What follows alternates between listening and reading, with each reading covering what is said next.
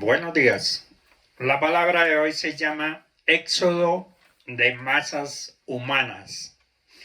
Los éxodos por los desiertos son los ambientes más inhóspitos y hostiles del planeta.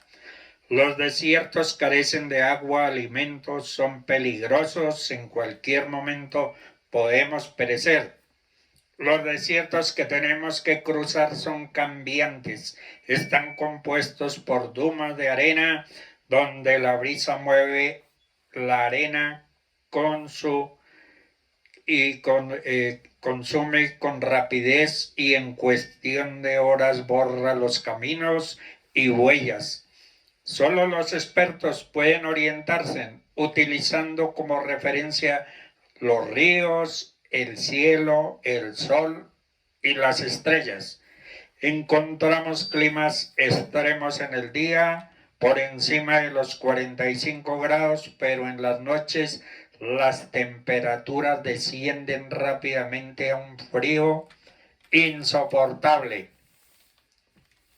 Quien sobrevive al éxodo en el desierto difícilmente se dejará vencer por las crisis o las pruebas. Quizás hoy estés enfrentando un desierto en tu vida.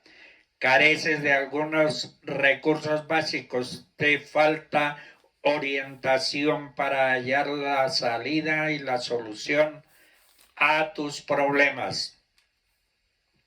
Estás expuesto a condiciones extremas de maltrato y de dolor y sientes soledad como en el desierto, pues aunque nos cueste creerlo, Dios nos saca fortalecidos para enfrentar los embates diarios contra nuestra vida.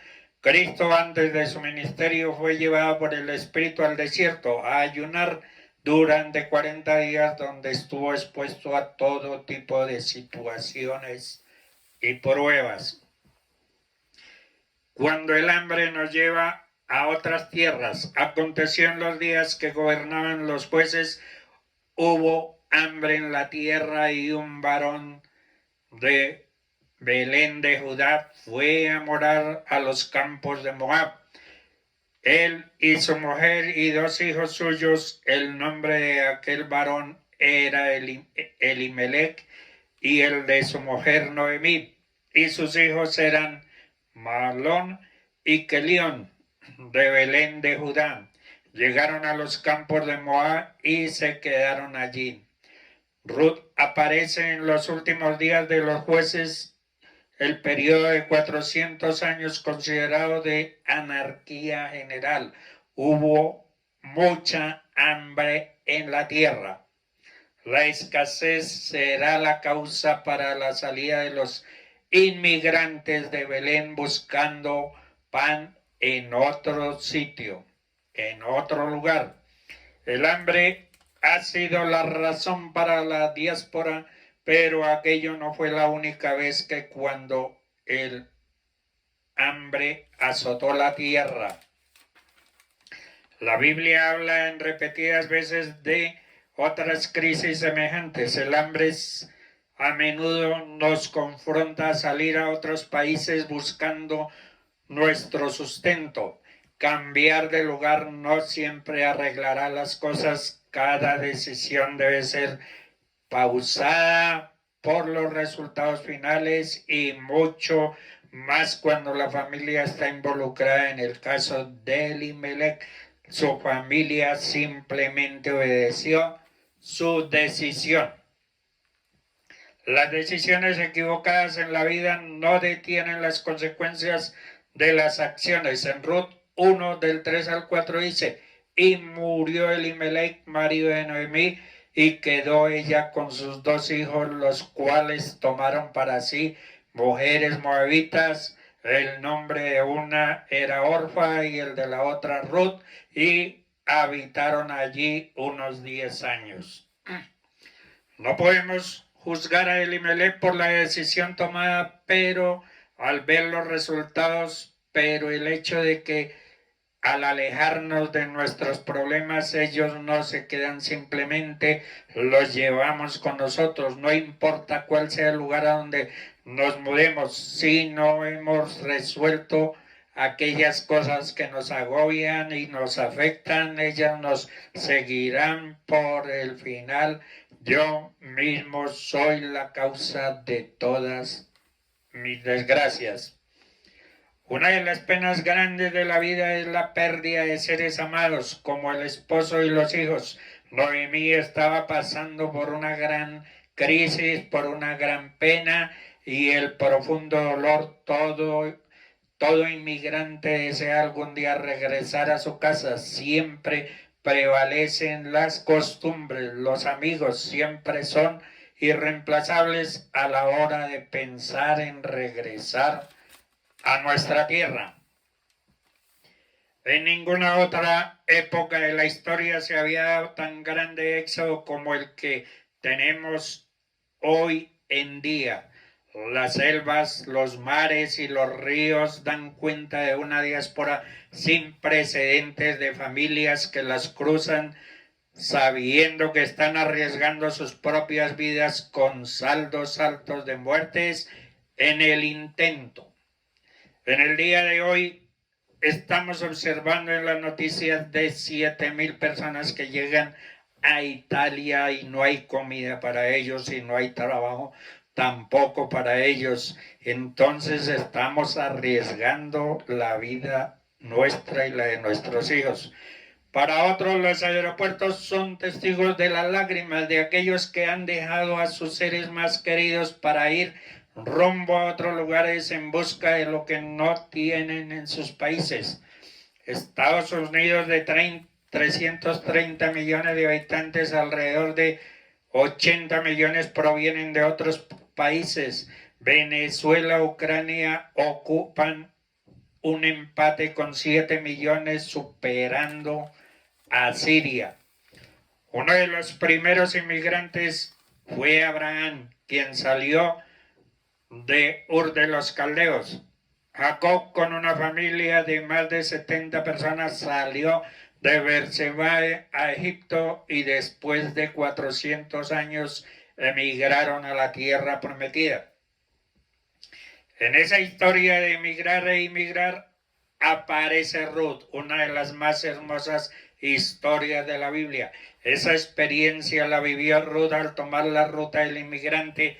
En esa ruta hay un dolor por el país que dejamos. La historia de Noemí con sus nueras viviendo en aquella tierra extraña es una de las más significativas cuando se aborda el tema del éxodo. Por un lado, ella está viviendo fuera de Judá y por otro lado, mujeres de sus hijos quieren vivir fuera de Moab. En ambos casos es evidente el dolor que produce la partida.